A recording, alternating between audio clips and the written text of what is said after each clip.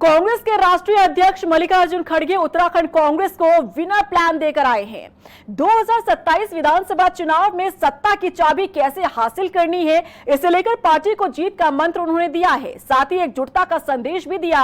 अब सवाल है कि जो माहौल कांग्रेस के दिग्गज उत्तराखंड में बनाकर जा रहे हैं, क्या पार्टी उसे बरकरार रख पाएगी और संगठन स्तर पर मजबूत बीजेपी को कांग्रेस टक्कर दे पाएगी। देखिए रिपोर्ट। उत्तराखंड कांग्रेस को खड़गे दे गए विनर प्लान। सत्ता की चाबी के लिए दिया जीत का मंत्र। एकजुटता पर खड़गे का जोर। माहौल बना गए अध्यक्ष। क्या पार्टी रख पाएगी बरकरार? 2027 विधानसभा चुनाव से पहले कांग्रेस के दिग्गज नेताओं का उत्तराखंड दौरा जारी है।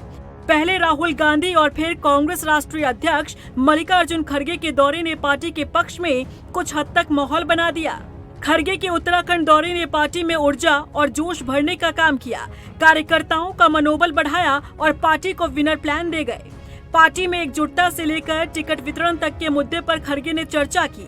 पार्टी में अंतर्कलह को दूर करने पर भी उन्होंने फोकस किया और 2027 चुनाव में एकजुटता के साथ जुट जाने का आह्वान किया। खड़गे के उत्तराखंड दौरे से जहां कार्यकर्ताओं में जोश दिख रहा है, तो वहीं पार्टी नेता अपने टास्क में जुट गए हैं।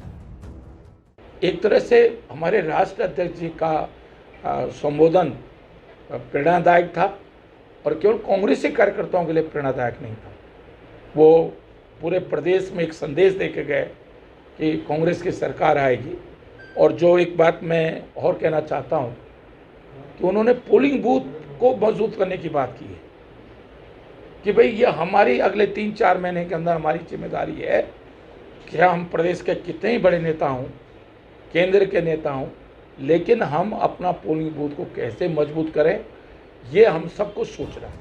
लेकिन इन सबके बीच सवाल है कि कांग्रेस उस पार्टी से चुनाव लड़ने का प्लान तैयार कर रही है जो संगठन स्तर पर बेहद मजबूत है।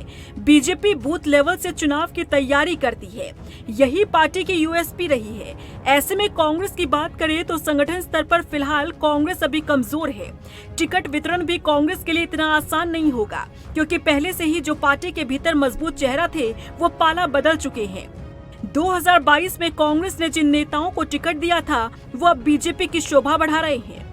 आंकड़ों के लिहाज से देखें तो फिलहाल 20 ऐसी सीटें हैं जिस पर कांग्रेस ब्लैंक है। कांग्रेस के पास इन 20 सीटों पर कोई मजबूत चेहरा ही नहीं है, क्योंकि वो चेहरे कांग्रेस को कमजोर कर बीजेपी में शामिल हो चुके हैं। यानी प्रत्याशियों के चयन में भी बीजेपी आगे है, क्योंकि अपने क्षेत्र में मजबूत और दबदबा रखने वाले कांग्रेस छोड़ बीजेपी में जा चुके हैं। जाहिर सी बात है बीजेपी को उसका फायदा मिलेगा, क्योंकि ऐसे जिताऊ कैंडिडेट पर ही बीजेपी दांव चलेगी।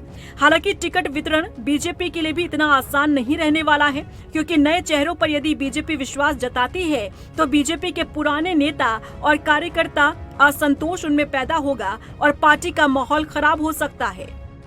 फिलहाल ये कहना जल्दबाजी होगी, क्योंकि नेताओं को मैनेज करना बीजेपी अच्छे से जानती है। ऐसे में कांग्रेस को मिला खड़गे का गुरु मंत्र कितना काम आता है और विनर प्लान क्या कांग्रेस को जीत दिला पाता है, ये देखना दिलचस्प होगा। लेकिन इसी के साथ बड़ा सवाल ये भी कि कांग्रेस के दिग्गज नेता उत्तराखंड चुनाव को लेकर माहौल बनाते दिख रहे हैं, लेकिन क्या उत्तराखंड कांग्रेस इसे बरकरार रख पाएगी?